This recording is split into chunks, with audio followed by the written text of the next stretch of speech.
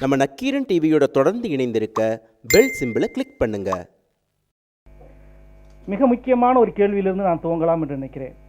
பேராசிரியர் தொழிலறிஞர் சாந்தலிங்கம் ஐயா அவர்கள் சொல்லுகிற பொழுது அவருடைய மொத்த உரையும் நான் பார்த்தது, கீழடிக்கு ஏன் இவ்வளவு முக்கியத்துவம், இந்த கேள்வியே சுற்றி சுற்றி அவருடைய எல்லா கருத்துக்களும் வந்தது. இதைவிட முக்கியமான பல இடங்களை தமிழகத்து தொல்லியல் துறையின் சார்பிலே அறிஞர்கள் கண்டறிந்திருக்கிறோமே என்ற அந்த நியாயமான ஆதங்கத்திலே இருந்து அது வந்தது.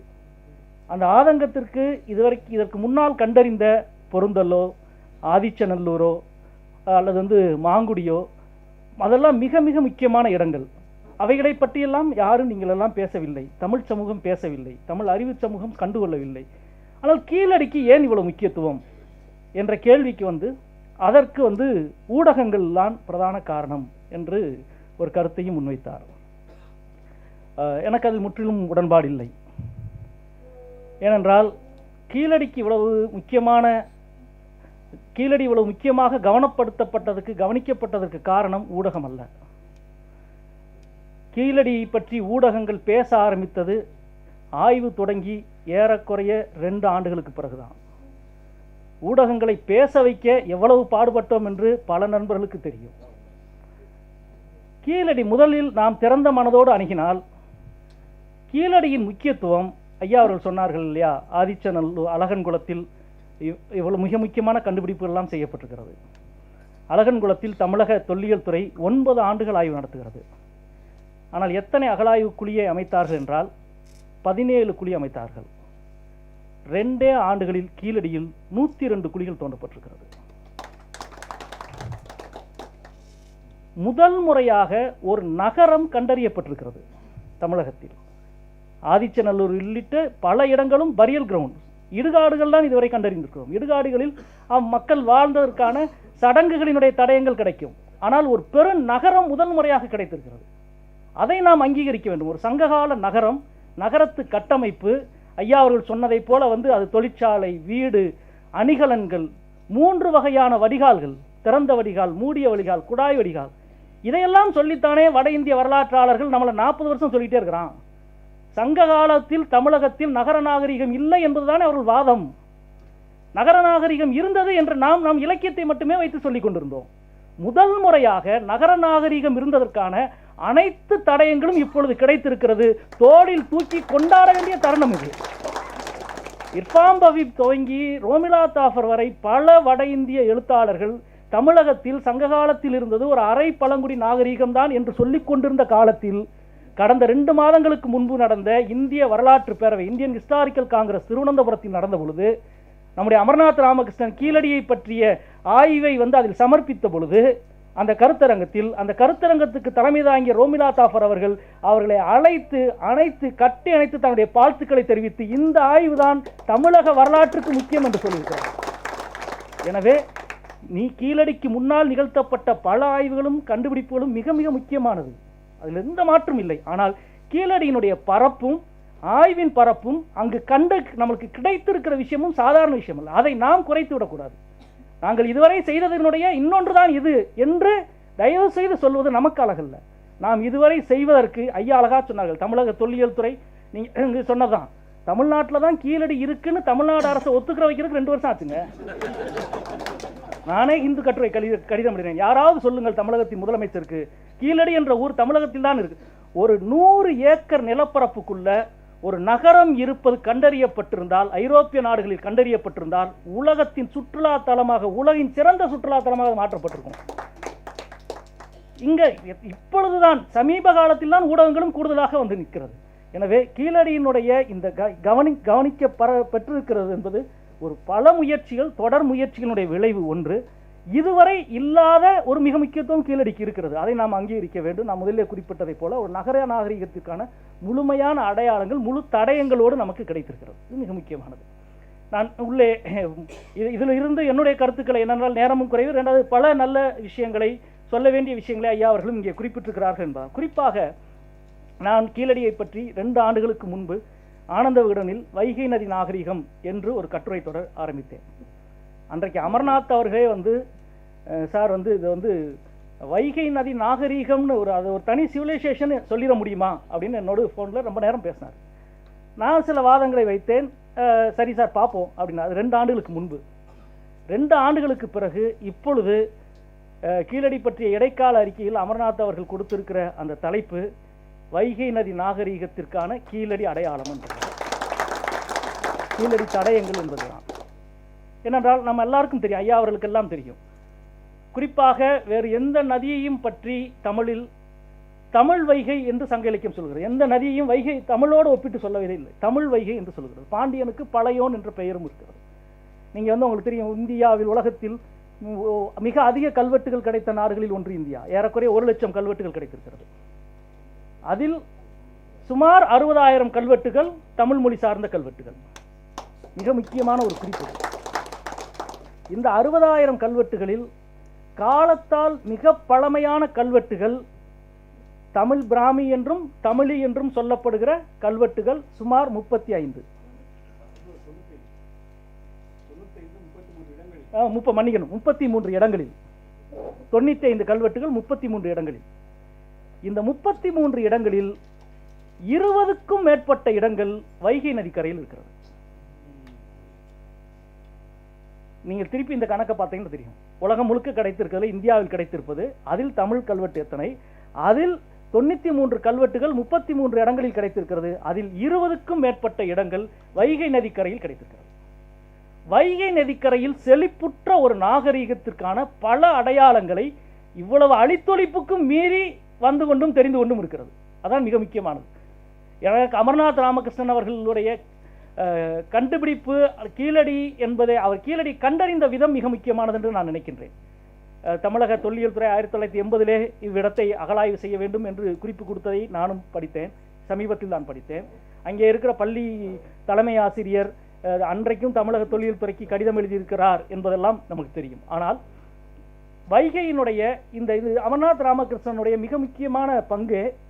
இந்த ப்ராஜெக்ட் அவருடைய மூளையில் உதித்தது. இந்த திட்டம் வேறு யாரும் இந்த திட்டத்தை சொல்லலை. இந்தியாவில் 5 அகழாய்வு பிரிவுகள், மத்திய தொல்லியல் துறையினுடைய அகழாய்வு பிரிவுகள் 5, அதில் 4 பிரிவுகள் வட இந்தியாவில் இருக்கிறது.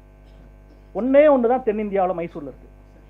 அந்த தென்னிந்தியாவில் இருக்கிற மைசூர் பிரிவு கடந்த 40 ஆண்டுகள் செய்த அகழாய்வில் சுமார் 60% கர்நாடகத்துக்குள் செய்திருக்கிறது, 20% ஆந்திராவில் செய்திருக்கிறது. 1970 பூம்புகார் அகழாய்வுக்கு பிறகு விரிந்த அகழாய்வை மத்திய தொல்லியல் துறை தமிழகத்தில் செய்யவே இல்லை. 2005 சென்றதுக்கு ஒரு சின்ன அளவுக்கு ஆதிச்சநல்லூரில். 40 வருஷமா மத்திய தொல்லியல் துறையினுடைய அகழாய்வு பிரிவின் பார்வையிலே தமிழ்நாடு கிடையாது. அந்த இடத்திற்கு அமர்நாத் ராமகிருஷ்ணன் பொறுப்புக்கு வந்தவுடன், நீ எல்லாம் உன் ஊர்ல பண்ணல, நான் போய் என் ஊர்லடா பண்ணுவேன் என்று முடிவோடு இங்க வந்தவர். வைகை நதி நாகரீகத்தை பற்றிய களஆய்வுக்கு அவர் எடுக்கிறார்.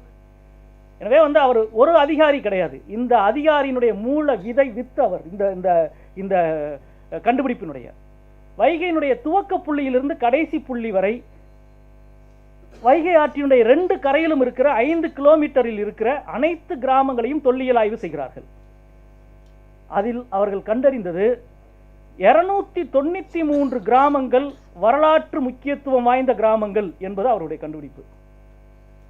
வெறுமன ஒரு 170 கிலோமீட்டர் நீளம் கொண்ட ஒரு நதியில் 293 கிராமங்கள் வரலாற்று முக்கியத்துவம் வாய்ந்த கிராமங்கள்னா, ஒரு நதிக்கரையில் எவ்வளவு செழிப்பான தடயங்களை கொண்ட நாகரீகம் இருந்திருக்கிறது என்பதனுடைய ஒரு பேரடையாளம். அதனுடைய துவக்க புள்ளியிலிருந்து அவரே சொல்றார், அந்த வைகையினுடைய மூல வைகை துவங்குற இடத்துல போய் நாங்கள் பார்க்குறோம். அங்கே ஒரு பழங்குடி சமூகத்தை சார்ந்தவர்களுடைய வீடுகள் இருந்தது. நீங்கள் என்னங்க இங்கே வந்திருக்கிறீங்கன்னு அவர் அந்த பெரியவர் எங்கிட்ட கேட்டார். நாங்கள் இந்த மாதிரி ஆய்வுக்காக வந்திருக்கிறோம் அப்படின்னு சொன்ன பொழுது, நாங்கள் இந்த வீடு கட்டுறப்ப, எனக்கு வீடு கட்டுறப்ப தோணுனப்போ இந்த மண்சட்டி கிடச்சிச்சுங்க அப்படின்னு தூக்கி கொடுத்துருக்காரு. அது என்னென்னா பிளாக் அண்ட் ரெட் பானை, சங்ககாலத்து பானை, கருப்பு சிவப்பு சங்ககாலத்து பானையை வீடு கட்டுறப்ப எடுத்து கையில் கொடுத்துருக்காரு அவர். அங்கே ஆரம்பித்து வைகை முடிகிற இடம் ஐயா அவர்கள் அழகாக சொல்றதை போல அழகன்குளம். தமிழ் இலக்கியத்தில் அழகன்குளம்னு ஒரு துறைமுகம் இருந்ததுக்கான அடையாளமே இல்லை. ஆனால் அவ்வளவு செழிப்பான துறைமுகம் இருந்திருக்கிறது. ரோமாபுரியினுடைய கிரேக்கத்தினுடைய கப்பல்கள் எப்படி இருந்தது என்பதை பற்றிய ஒரு பானை ஓட்டு வரைபடம் உள்ளிட்டு அங்கே கண்டறிந்திருக்காங்க. இப்பொழுது ராஜன் உள்ளிட்ட ஆய்வாளர்கள் சொல்லுவது, தாளமியுடைய குறிப்புகளில் வருகிற அருகுரு துறைமுகம்தான். ஏன்னா அழகன்குளம் வந்து அருகன்குளமாக இருந்திருக்க வேண்டும், தாளமி அவர்களுடைய அருகுரு துறைமுகம்தான் அழகன்குளமாக இருந்திருக்க வேண்டும் என்பது மிக முக்கியமான ஒரு கருத்து. எனவே அங்கே இருந்து ஆரம்பித்து வைகை நதி நெருக அதில் மிக முக்கியமாக கடந்த 10-15 ஆண்டுகளில் கண்டுபிடிக்கப்பட்ட மிக முக்கியமான 2 கண்டுபிடிப்புகள். ஒன்று ஐயா அவர்கள் குறிப்பிட்டதை போல புள்ளிமான் கோம்பை கல்வெட்டு, வைகை நதிக்கரையில் இருக்கிற தேனி மாவட்டத்தில் இருக்கிற ஊர். கிமு 3ஆம் நூற்றாண்டு கல்வெட்டு, அசோகருடைய கல்வெட்டுக்கு சுமார் 100 ஆண்டுகள் முந்தைய கல்வெட்டு. அதுவல்ல முக்கியத்துவம். அசோகனின் கல்வெட்டு ஒரு பேரரசனை பற்றி பேசுகிறது. புள்ளிமான் கோம்பை கல்வெட்டு அந்துவன் என்ற ஒரு சாதாரண மனிதனை வீரனை பற்றி பேசுகிறது. மாடு பிடிக்கிற பொழுது இறந்து போன ஒரு ஆகோல் பூசலில் இறந்து போன ஒரு வீரன் அந்துவன், அந்துவனை பற்றி அந்துவனுடைய நினைவாக அந்த கல்வெட்டு இருக்கிறது. அது மிக முக்கியமாக வட இந்தியாவுக்கும் தென்னிந்தியாவுக்கும் ஐயா அவர்கள் குறிப்பிட்டதை போல வந்து பானை ஓடுகளில் எழுத்துக்கள் வட இந்தியா தமிழகத்தை தவிர வேறு எங்கேயும் கிடையாது. அப்படின்னா எவ்வளவு எழுத்தறிவு கல்வி அறிவு சார்ந்த சமூகமாக இந்த சமூகம் இருந்திருக்கிறது என்பதும் 3ஆம் நூற்றாண்டில் பேரரசர்களைத்தான் எழுத முடியும் என்ற இருந்த நிலையில் சாமானிய அந்துவனை பற்றிய ஒரு கல்வெட்டு கிமு 3ஆம் நூற்றாண்டு கல்வெட்டு அங்கே கிடைக்கிறது. அதனுடைய தொடர்ச்சியாக வந்தீங்கன்னா தேனூர் என்ற கிராமம் இருக்கிறது, உங்களுக்கு தெரியும், மதுரைக்கு பக்கத்தில் இருக்க ஊர். 3 வருஷத்துக்கு முன்னால் ஒரு புயல் காற்று அடித்த பொழுது அந்த ஊரில் இருக்கிற ஒரு பெரிய ஆலமரம் ஒன்று சாஞ்சு விழுந்துருச்சு. அந்த ஆலமரத்தினுடைய வேருக்கு நடுவில் ஒரு மண்சட்டி இருந்திருக்கு, மண்ணுக்குள்ளே அப்படி சாஞ்சு விழுந்த வேருக்கு நடுவில் இருந்திருக்கு. அந்த மண்சட்டியை எடுத்து பசங்கள்லாம் வந்து உருட்டி விட்டு விளாண்டுக்கு இருந்திருக்காங்க. உருட்டி விட்டு விளாண்டுக்கு இருக்கிறப்ப ஒரு கட்டத்தில் அந்த மண்சட்டி உடையுது. உள்ளே இருக்க மண்ணுக்குள்ளேருந்து 7 தங்க கட்டிகள் இருக்கு, பாலமாக இந்த விரல் அளவுக்கு. அது வந்து அதுக்கு பிறகு 7 தங்க கட்டிகளும் பல்வேறு வீடுகளுக்கு போய் தாசில்தார் கவனத்துக்கு போய் அப்புறம் வீடுகளெல்லாம் லாக்கப்புக்கு போய் கதறி கண்ணீர் விட்டு எல்லாரும் கொண்டு வந்து கொடுத்தாங்க. 7 தான் இருந்ததாக இன்றைக்கு வரை நம்பப்படுகிறது. அதில் எத்தனை ஆள் தலையிட்டாங்களோ என்னன்னு அவங்களுக்கு தெரியாது. அதில் ரொம்ப ரொம்ப முக்கியமானதுன்னா இந்த 7 தங்க கட்டி கிடச்சதா இதை தூக்கி கொண்டு போய் மதுரையில் வடக்கு தாசில்தார் ஆஃபீஸ்க்குள்ளே பெட்டியை கட்டி உள்ளே வச்சாங்க. அது என்ன ஏது யாருக்கும் தெரியாது. அமர்நாத் ராமகிருஷ்ணன் குழு இந்த அகழாய்வில் இந்த வைகை நதிக்கரையினுடைய 2 கரையிலும் இருக்கிற கிராமங்களை பற்றி ஆய்வு பண்ணுகிற பொழுது இப்படி ஒன்று இருந்தது, அந்த தங்கக்காயில் இருந்தது. அதை வந்து வடக்கு தாசில்தார் ஆஃபீஸ்க்குள்ளே இருக்கின்ற பொழுது சரி அது என்ன, அது பழைய காலத்து நாணயமாக இருக்கலாமா, காசாக இருக்கலாமா, தங்கமாக இருக்கலாமா, என்ன ஏது என்று பார்க்க பல பகீரத முயற்சிகளை எடுத்து, ஏன்னா எனக்கு தாசில்தார் ஆஃபீஸில் பூட்டப்பட்ட ஒரு விஷயத்தை திறக்கிறது வந்து சாதாரண விஷயம் இல்லை, எல்லாம் எடுத்து திறந்தா அந்த 7லும் ஒரே பெயர் 7 கட்டிலும் எழுதப்பட்டிருக்கிறது. கோதை என்ற பெயர் எழுதப்பட்டிருக்கிறது. அதுக்கு முன்னால் இன்னொரு சொல் இருக்கு, கோதை என்று எழுதப்பட்டிருக்கிறது. தமிழ் பிராமியில் எழுதப்பட்டிருக்கிறது. அதுதான் மிக முக்கியமானது. கிமு 1 அல்லது 2ஆம் நூற்றாண்டில் எழுதப்பட்ட பெயர். இந்தியாவில் தங்கத்தில் கடவுளின் பெயர் கூட எழுதப்பட்டதற்கான அடையாளம் இன்னைக்கு வரைக்கும் கிடையாது. கடவுள் உருவச்சிலை கூட 1, 2ஆம் நூற்றாண்டுக்கான கடவுள் உருவச்சிலை கூட தங்கத்தில் இன்றைக்கு வரை கண்டுபிடிக்கப்படவில்லை. ஆனால் தங்கத்தில் கோதை என்று எழுதப்பட்ட பொறிக்கப்பட்ட தங்க கட்டிகள் கிடைத்திருக்கிறது. ஒரு நதிக்கரையில் இதெல்லாம் வந்து எவ்வளவு எழுத்தறிவு, செல்வம், செழிப்பு எல்லாவற்றினுடைய ஒரு பிரதிபலிப்பாக இருப்பதை நீங்கள் மேலே அந்த பழங்குடி மக்கள் குடித்த கருப்பு சிவப்பு பானையிலிருந்து அழகன்குளம் வரைக்கும் இருக்கிற இவ்வளவு பெரிய நீண்ட இந்த நதி, அதிலும் மிக முக்கியமான குறிப்பாக நான் நினைப்பது உலகம் முழுக்க நதிக்கரையில் தான் நாகரிகம் தோன்றியிருக்கிறது, உலகம் முழுக்க. ஆனால் அது எல்லாமே பெரனியல் ரிவர் என்று சொல்லப்படுகிற ஜீவ நதிக்கரையில் தான் நாகரிகங்கள் தோன்றியிருக்கிறது. வருடத்திற்கு 10 அல்லது 12 மாதங்களோ நீர் ஓடுகிற ஜீவ நதிக்கரையில் தான் நாகரிகம் தோன்றியிருக்கிறது. வைகை எந்த காலத்திலும் 4 மாதத்துக்கு மேல் நீர் ஓடுன நதி கிடையாது. அதனுடைய இயற்கை அமைப்பு இப்படி. வருடத்திற்கு 4 மாதம் மட்டுமே நீர் ஓடுகிற ஒரு நதிக்கரையில் இவ்வளவு செழிப்பான ஒரு நாகரிகம் வளர்ந்திருக்கிறது என்பது உலகத்தின் ஆச்சரியங்களில் ஒன்று. நம்முடைய நீர் மேலாண்மை எவ்வளவு முக்கியமாக இருந்திருக்கிறது என்பதனுடைய இன்னொரு அடையாளம் அது, மிக முக்கியமான குறிப்பு என்று நான் நினைக்கின்றேன். நண்பர்கள், இந்த பின்னணியில் தான் கீழடியினுடைய கண்டுபிடிப்பு என்பதும், குறிப்பாக ஐயா அவர்கள் குறிப்பிட்டதை போல கீழடியினுடைய 2 கட்ட ஆய்வுகளும் கண்டுபிடிப்புகளும் அதே விஷயங்களை திருப்பி சொல்ல வேண்டியதில்லை. கீழடியினுடைய முக்கியத்துவத்தை, ஒரு நகர நாகரிகம் இருந்தது, அதற்கான எல்லா அடையாளங்களும் தடயங்களும், குறிப்பாக கீழடியில் இருக்கிற அந்த மண் மேடு, அந்த தொல்லியல் மேடு என்பது 110 ஏக்கர், பக்கத்தில் இன்னொரு மேடு இருக்குது, அது 90 ஏக்கர், 2 மேடு அங்கே இருக்கிறது. இந்த 110 ஏக்கரில் இதுவரைக்கும் அகழாய்வு நடந்திருப்பது என்பது வெறும் 50 சென்ட் தான். ஒரு 10% சொன்னார் ஐயா, 1% கூட இல்லை, 0.50% தான் நடந்திருக்கு, 50 சென்ட் தான் நடந்திருக்கு. இதுக்குள்ளே இவ்வளவு கிடைத்திருக்கிறது. முதல் ஆண்டு அகழாய்வில் கிடைத்ததற்கும் 2வது ஆண்டு அகழாய்வு கிடைத்ததற்கும் சம்பந்தமே இல்லை. முதல் ஆண்டு அகழாய்வில் கிடைத்தது பூரா வீடுகள் தான், வீடுகளுடைய அடையாளங்கள் தான். 2வது ஆண்டு ஒரு மிகப்பெரிய ஒரு தொழிற்சாலை. அது என்னவாக இருக்கும்? ஐயா அவர்கள் சொன்னதை போல வந்து நெசவாக இருக்கலாமா, ஈநுழையாக இருக்கலாமா, என்ன இன்னும் நிறைய ஆய்வுகள் தேவைப்படுகிறது. இது அந்த தொல்லியல் மேட்டினுடைய 1% குறைவான இடங்களில் மட்டுமே நடக்கிற விஷயம். இது இன்னும் முழுமையாக இருக்கிற பொழுது அந்த நகரத்தினுடைய பல தன்மைகள் நமக்கு வந்து தெரிய வரலாம். ஒன்று. 2வது இதில் வந்து உள்ளே இருக்கிற அடுத்த விஷயம் என்று ஐயா அவர்கள் குறிப்பிட்டதை போல என்னை போன்றவர்களுடைய கருத்து வந்து அது பழைய மதுரையாக இருப்பதற்கான வாய்ப்புகள் அதிகம் என்று மிக முக்கியமாக என்னுடைய மிக அழுத்தமான கருத்து அது. அதுக்கு 2 காரணங்கள். ஒன்று, நான் சொல்லவில்லை, 1967 10 ஆராய்ச்சி எழுதிய ராசமாணிக்கனார் சென்னை பல்கலைக்கழகத்துக்காக எழுதி பல ஆண்டுகளுக்கு பிறகு பதிப்பிக்கப்பட்ட மிக முக்கியமான புத்தகம். அதிலெல்லாம் மிக சங்க இலக்கியத்தில் குறிப்பிடுகிற மதுரை இன்றைக்கு இருக்கிற மதுரையா என்ற கேள்வியை எழுப்பி அவர் ஆய்வு செய்கிறார். அவர் மிக பரிபாடலிலும் சிலப்பதிகாரத்திலும் எடுத்து வைத்து இன்றைக்கு இருக்கிற மதுரையின் நிலக்குறிப்பும் சங்க இலக்கியத்தில் சொல்லப்படுகிற மதுரை நிலக்குறிப்புக்கும் இடைவெளி இருக்கிறது. சங்க இலக்கியத்தில் சொல்லப்படுகிற மதுரை இன்றைய மதுரை அல்ல என்றே ராசமாணிக்கனார் எழுதியிருக்கிறார் 67. அதற்கு பிறகும் பல இலக்கிய ஆய்வாளர்கள் எழுதுகிறார்கள். அனிச்சடி எழுதிய பழனி அவர்கள் 10 ஆண்டுகளுக்கு முன்பு காலச்சூடில் ஒரு விரிவான கட்டுரை எழுதியிருக்கிறார். சிலப்பதிகாரத்தையும் மற்ற சங்க இலக்கியத்தையும், குறிப்பாக மதுரை காஞ்சி என்று நினைக்கிறேன், அதையெல்லாம் எடுத்து வைத்து இன்றைக்கு இருக்கிற புவியியல் பரப்பில் இருக்கிற மதுரை அதல்ல சங்க இலக்கிய மதுரை, அது வேறொரு இடத்தில் இருக்க வேண்டும் என்று எழுதுகிறார். அதை ஒட்டி தான் ஐராவத மகாதேவன் போன்றவர்கள் மற்ற பல தொல்லியல் அறிஞர்கள் மதுரையில் மிக முக்கியமாக அகழாய்வு நடத்த வேண்டிய இடங்களுடைய பட்டியலை சொல்லிக் கொண்டே இருந்தார்கள். அவனியாபுரத்தில் நடத்த வேண்டும், பழைய பாண்டி கோவிலில் நடத்த வேண்டும் என்றெல்லாம் சில குறிப்புகள் சொல்லிக் கொண்டிருந்தார்கள். இந்த குறிப்புகள் எல்லாம் இப்பொழுது வந்து சேருகிறது. குறிப்பாக சங்க இலக்கிய மதுரை திருப்பரங்குன்றத்தின் நேர் கீழாக இருக்கிறது, கிழக்கு திசையில் இருக்கிறது என்று வருகிறது. இப்பொழுது இருக்கிற மதுரை திருப்பரங்குன்றத்திற்கு வடகிழக்கே இருக்கிறது. திசை அறிவதில், திசையை குறிப்பதில் இவ்வளவு மோசமானவர்கள் நம்முடைய முன்னோர்கள் கிடையாது. நம்மை போல அவனுடைய திசையினுடைய அறிவு ஆச்சரியத்தை கொடுக்கிறது.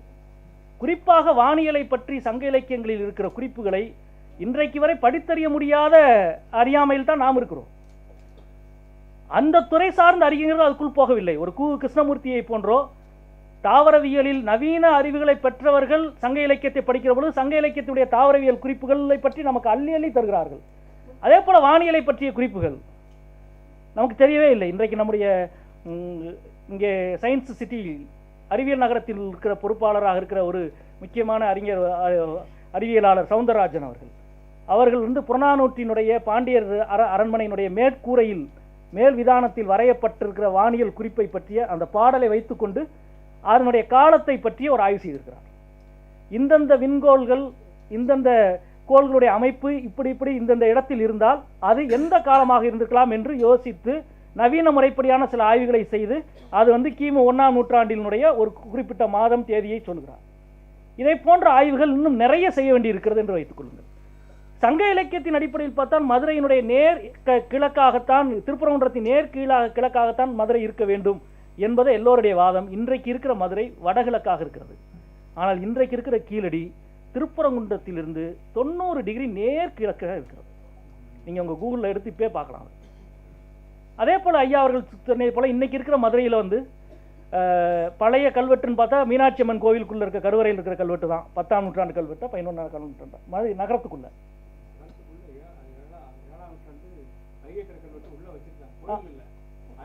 அது இல்லை, இப்போ இருக்க நகரத்துக்குள்ளே இருக்கிற அமைப்பு வந்து 7ஆம் நூற்றாண்டினே வைத்துக்கொள்ளும், வெளியில் இருக்கிறதுல.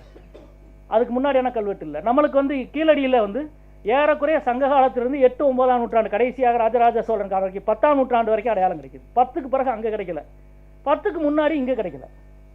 எனவே இதுவெல்லாம் ஒரு மிக முக்கியமான அடையாளங்களாக நாங்கள் நினைக்கிறோம். இந்த கேள்வியை அமர்நாத் ராமகிருஷ்ணனிடம் எழுப்பி இதே கீழடி அகழாய்வின் இதே நேரத்தில் மதுரைக்குள்ளேயும் ஒரு 2 குழியை தோண்டுங்க, என்ன கிடைக்குது நீங்கள் பார்ப்போம் என்று முயற்சி செய்து அதற்கான முயற்சியும் 2 ஆண்டுகளாக நடந்தது. மரியாதைக்குரிய அரசு துறை செயலாளர் நண்பர் உதயச்சந்திரன் உள்ளிட்ட பலரும் அதில் முயற்சி செய்து மதுரை கார்ப்பரேஷனுடைய அன்றைய பொறுப்பாளர் நாங்கள் வந்து மீனாட்சி அம்மன் கோவிலுக்கு கார் பார்க்கிங்க்கு அந்த இடத்த கொடுத்துட்டோம், கான்ட்ராக்ட்காரங்கெல்லாம் கோச்சுக்கிறவாங்கன்னு ஒரு அறச்சீற்றம் கொண்டு, ஏன்னா அந்த அதாவது அவர் சொன்னதான் கதை.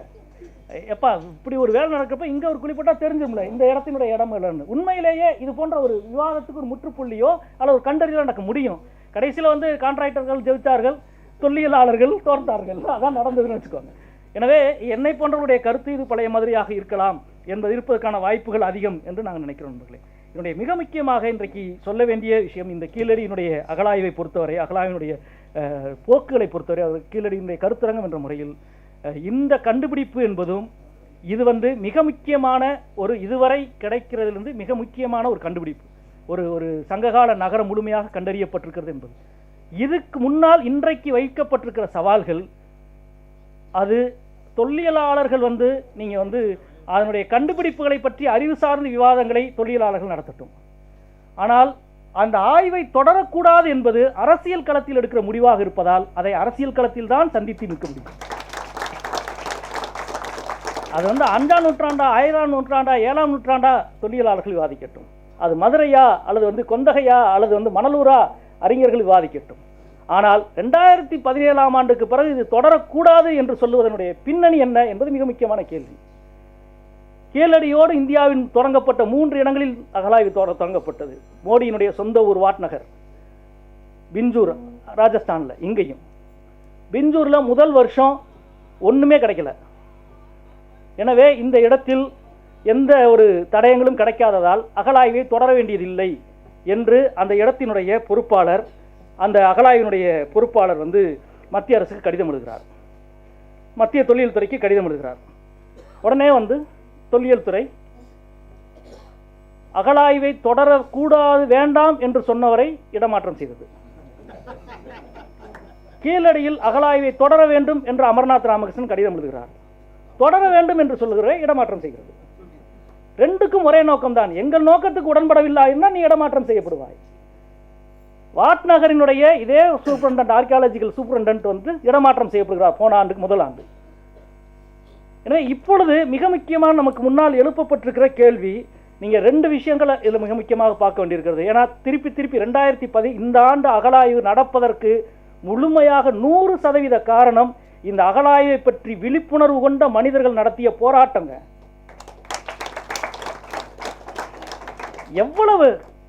எவ்வளவு விடாப்பிடியாக டிசம்பர் 7ஆம் தேதி மிஞ்சூரில் 2017ஆம் ஆண்டுக்கான அகழாய்வு துவங்கப்பட்டு விட்டது. ஜனவரி 1ஆம் தேதி வாட்நகரில், ஜனவரி 1ஆம் தேதி 2017 வாட்நகரில் அகழாய்வு துவங்கப்பட்டு விட்டது. கீழடிக்கு மட்டும் கிடையாது. எந்த கேட்டால் அதுக்கு பதில் சொல்லவே கிடையாது. இந்த இருக்கிறார் பூவுலகின் நண்பர்கள் சுந்தரராஜன், தகவல் உரிமை சட்டத்தின் கீழ் வந்து மத்திய தொல்லியல் துறையினுடைய டிஜி டைரக்டர் ஜெனரலுக்கு கடிதம் எழுதினார். மற்ற இடங்களில் எல்லாம், ஏனென்றால் நாடாளுமன்றத்தில் எழுப்பப்பட்ட கேள்விக்கு எதிர்க்கட்சி தலைவர் ஸ்டாலின் அவர்கள், பல்வேறு அரசியல் கட்சியினுடைய தலைவர்கள் எல்லாம் வந்து கடிதம் எழுதி அவங்க எல்லாம் என்ன கேட்டாங்க, இல்லை நாங்கள் வந்து கீழடியில் இடைக்கால அறிக்கை கேட்டிருக்கிறோம், அறிக்கை வந்தால் பிறகுதான் நாங்கள் முடிவு செய்வோம் அப்படின்னு. அப்படின்னா மற்ற இடங்களில் நீங்கள் அறிக்கை கேட்டிருக்கிறீர்களா என்று தகவல் உரிமை சட்டத்தின் கீழ் இவர் கேட்டால் இந்தியாவின் எந்த இடங்களிலும் நாங்கள் இடைக்கால அறிக்கை வாங்கவில்லை, கேட்கவில்லை, கீழடியை தவிர கொடுத்தாங்க. இப்போ ஃப்ரண்ட்லைன் பத்திரிக்கை நினைக்கிறேன், டிஜி கிட்ட, டைரக்டர் ஜெனரல்கிட்ட கேள்வி கேட்குறாங்க, இந்தியாவில் மற்ற இடங்களெல்லாம் நீங்கள் அறிக்கை கேட்கல, இடைக்கால அறிக்கை கேட்கல, ஏன் கீழடிக்கு மட்டும் கேட்கிறீர்கள்? அதுக்கு அவர் பதில் சொல்கிறார், அங்குதான் 4000க்கும் மேற்பட்ட பொருட்கள் கிடைத்திருக்கிறது. ஏன் பொருள் கிடைக்காத இடத்துல ஆய்வை ஏன் தொடரணும்னு கேட்டு சொல்ல, பத்திரிகையில் இருக்கிற நான் சொல்லவில்லை, 4000க்கும் மேற்பட்ட பொருட்கள் அங்கே தான் கிடைத்திருக்கிறது. எனவே நாங்கள் அங்கே அறிக்கை வாங்கித்தான் தொடர வேண்டுமா இல்லையா என்று முடிவு செய்வோம்.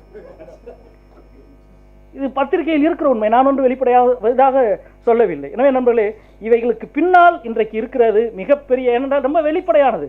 நீங்கள் வந்து ஐயா அவர்கள் சொன்னதை போல வந்து கார்பன் டேட்டிங்க்கு அனுப்பணும்னு சொல்கிறாங்க. 10 சாம்பிள் எடுக்கிறாங்க, கீழடியில் இருக்கிற 10 சாம்பிள் கார்பன் 14 வேதியியல் ஆய்வுக்கு அமெரிக்காவுக்கு அனுப்ப 10 மாதிரிக்கு அனுமதி கொடுக்காமல் கடைசி வரைக்கும் இழுத்து 2 மாதிரி அனுப்புனா போதும்னு சொல்கிறாங்க. ஒரு மாதிரிக்கு 50,000 ரூபா, வெறும் 1 லட்ச ரூபாய் ஒதுக்குது. அந்த 2 மாதிரியினுடைய டேட்டிங் நம்மளுக்கு வந்திருக்கு. கிமு 200 ஒன்று, கிமு 195 ஒன்று. 6 மீட்டர் பள்ளத்தில் 3வது மீட்டரில் கிடைத்திருக்கிற மாதிரிகள் இவை. இதற்கு கீழ் 3 மீட்டர் இருக்கு. இந்த 3 மீட்டரில் மனிதர்கள் வாழ்ந்ததற்கான அவ்வளவு தடயங்கள் இருக்கு. ஐயா அவர்கள் சொன்னார்களே பொருந்தல் கிமு 450 பொருந்தலுடைய ரிசல்ட், கிமு 450 பொருந்தல். இது ஒன்றுக்கும் மேற்பட்ட, அதாவது கீழடியின் இன்னொரு மிக முக்கியமான பங்களிப்பு, மிக முக்கியமான கண்டுபிடிப்பு, இரும்பு காலம் துவங்கி வரலாற்று காலம் வரை தொடர்ச்சியாக ஆதாரங்கள் கிடைக்கிற இடம் கீழடி மட்டும்தான் எனக்கு தெரிஞ்சு, என்னுடைய சிற்றறிவில். இது மிக முக்கியமானது, நாம் நிறுவ வேண்டிய மிக முக்கியமான. ஐயா அவர்கள் சொன்னாங்கல்ல, கீழே வெறும் கீறல்களை மட்டுமே கொண்ட, குறியீடுகளை மட்டுமே கொண்ட பானை ஓடுகள், குறியீடுகளும் எழுத்துக்களும் இணைந்த பானை ஓடுகள், குறியீடுகளே இல்லாமல் எழுத்துக்கள் கொண்ட பானை ஓடுகள். ஒரு மனித சமூகம் எப்படியெல்லாம் வளர்ந்தது ஒரே இடத்தில், இவை அனைத்தும் கிடைக்கிற ஒரு மிக முக்கியமான விஷயம் இது. எனவே இந்த வெறுமன ஒரு பக்கம் ராமருக்கு அருங்காட்சியகம் கட்டுவதற்கு 100 கோடி என்று அறிவிக்கிற அதே அரசு 10 ஷாம்பிள் அனுப்புறதுக்கு வேண்டாம், 2 ஷாம்பிள் அனுப்பினா போதும் 1 லட்சம் ரூபாய் கொடுக்குது. இவைகளுக்கு பின்னால் அரசியல் இல்லை என்று நம்புகிற அளவுக்கு நாம் அறியாமையில் இல்லை, இல்லையா? மிக முக்கியமாக இல்லாத சரஸ்வதி நதியை தேடி அவ்வளவு ஒதுக்குறவர்களுக்கு சிந்து நதி நாகரிகமோ அல்லது வைகை நதி நாகரிகமோ கசக்கத்தான் செய்யும். எனவே இவைகளை அரசியலாக பார்க்காதீர்கள் என்பது சொல்ல வேண்டிய இடம் வேறு, சொல்ல வேண்டிய நபர்கள் வேறு, நம்மிடம் அல்ல. நாங்கள் அரசியலாக பார்க்கவே இல்லை. எனவே மிக முக்கியமான விஷயம் என்று நான் நினைக்கிறேன். இன்றைக்கு நமக்கு முன்னால் இருக்கிற சவால் 2 சவால். நான் அதை நேரம் கருதி அதை சொல்லி முடிக்கலாம் என்று நினைக்கிறேன். ஒன்று, மத்திய அரசு இதை தொடர்ச்சியாக இந்த அகழாய்வை எப்படி எடுத்துக்கொண்டு போகும் என்பதில் மிகப்பெரிய ஐயம் இருக்கிறது. ஐயா ஒரு நல்ல வார்த்தை சொன்னார், என்னமோ சொன்னார், நூலணி. ஆமா ஆமா, 2 நாளைக்கு முன்னாடி போனேன் கீழடிக்கு, நேற்றைக்கு முன்தினம் போனேன். அமர்நாத் ராமகிருஷ்ணன் குழு கண்டறிந்த பொருட்கள் எல்லாம் அவருடைய கட்டுப்பாட்டில் இருக்கு கீழடியில் அப்படின்னு அவர் நினைச்சுக்கிட்டாரு. அவைகள் எல்லாம் நேற்றைக்கு முன்னாடி போனால் வெளியில் கிடக்கு. அவரும் இங்கிருந்து பேசிக்கிட்டே இருக்காரு, என்ன சார் இப்படி போட்டிருக்காங்க இப்படி போட்டிருக்காங்கன்னு. ரொம்ப அதிர்ச்சியாகவும் இருக்குது பல தகவல்கள். இந்த கூட்டத்தினுடைய அழைப்பை நண்பர் முத்து அவர்கள் முகநூலிலே போட்டிருக்கிறார் இன்றைய ஆய்வரங்கத்துக்கு. அந்த முகநூலின் கீழே ஒரு நண்பர் எழுதியிருக்கிறார், முக்கியமான ஆய்வரங்கம், அவர் பேர் எனக்கு தெரியல, எனக்கு அறிமுகமாகாதவர். அவர் சொல்கிறார், நான் 2 நாளைக்கு முன்னாடி கீழடிக்கு போனேன், அந்த ஆய்வாளரை பார்த்தேன், ரொம்ப கடுமையாக இருந்தார். சொல்லிவிட்டு அவர் சொல்கிறார் ரொம்ப முக்கியமானது இல்லைங்க, தமிழர்களுடைய நாகரிகத்தினுடைய மிகப்பெரிய அடையாளம் இல்லையா அது அப்படின்னு நான் கேட்டேன். அதுக்கு அவர் பதிலுக்கு கேட்டார், இங்கே இருந்தவங்க தமிழ் தான் பேசுனாங்கன்னு எப்படி நீங்கள் சொல்கிறீங்க அப்படின்னு கேட்டார். அவர் எழுதியிருக்கிறார், சொன்னாரா இல்லையான்னு எனக்கு தெரியாது, அவர் எழுதியிருக்கிறார். அடுத்த கேள்வி கேட்டிருக்காரு, அங்கே 5800 பொருள் கிடைத்திருக்கு, மத அடையாளம் சார்ந்த பொருள் எதுவுமே இல்லை இல்லையா அப்படின்னு இருக்காரு. ஏன் இந்த ஆண்டு ஆய்வில் கோயிலே கூட கிடைக்கலாம் அப்படின்னா. இப்பயும் சொல்கிறேன், இது அவர் முகநூலில் எழுதியிருக்கிறது தான். ஏன்னா இந்த ஆபத்துகள் எல்லாம் இல்லை என்று நம்பவில்லை, இவைகளையும் மீறி அதை கொண்டு செல்ல வேண்டிய பெரும் பொறுப்பு நமக்கு இருக்கிறது. அது மிக முக்கியமானது. இதெல்லாம் இந்த காலத்தில் நடக்காமல் இருந்தால் தான் ஆச்சரியம், நடக்காமல் இருந்தால் தான் ஆச்சரியம். நடக்கும். ஏங்க நீங்கள் 6 மாதமாக நாடாளுமன்றம் உள்ளிட்ட நாங்கள் 2017க்கு கொடுக்க மாட்டோம்னு சொல்லிட்டு அமர்நாத் ராமகிருஷ்ணனை தூக்கி போட்டுட்டு இன்னொரு அதிகாரியை கொண்டு வச்சுட்டு நான் அடுத்த 3 வருஷம் கொடுக்குறேன் அப்படின்னா அந்த வார்த்தையை எப்படி சந்தேகப்படாமல் உள்வாங்க முடியும்? கொடுக்கறது நல்லதான், ஆய்வு நடக்கட்டும். எனவே இதுக்கு பின்னால் இருக்கிற அரசியலை மிக நுட்பமாக நாம் பார்க்க வேண்டியிருக்கிறது, கவனிக்க வேண்டியிருக்கிறது. எனவே கீழடியில் நடக்கிற அகழாய்வை தொடர்ச்சியாக நண்பர்கள் பலரும், சாந்தலிங்கம் ஐயா அவர்கள் போன்ற பலரும் நாம் கவனிக்க வேண்டியிருக்கிறது, மிக முக்கியமாக. ஒன்று. 2வது, அது ஒரு 100 ஏக்கர் பரப்பளவான இடம். இனி தமிழ்நாட்டில் என்னுடைய சிற்றறிக்கை எட்டியவரை இப்படி ஒரு தொல்லியல் மேடு கிடைக்குமா என்று தெரியாது. நகர் சார்ந்த எல்லா இடத்தையும் இழுத்து மூடி பிளாட் போட்டாச்சு. ஐயா சொன்னார் இல்லையா, பொருந்தல் எவ்வளவு பெரிய கண்டுபிடிப்பு ராஜன் அவர்களுடையது.